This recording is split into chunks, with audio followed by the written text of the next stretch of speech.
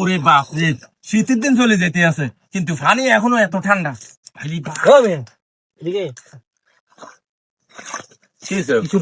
গোসলটা করতে দেন, শান্তিতে গোসলটা করতে দেন। হ্যাঁ, গোসল এনে নেই করে এ গাহিন ভিজালে তেলে গোসল হয়ে যায়। ফরজ গোসল, ফরজ আরে গোসল। মেয়ে তুই ফরজ গোসল বাদ দাও না, আয় বউর হয়েছে আর তুই তো তোর হার গা তো ভিজে গেছে মেয়ে।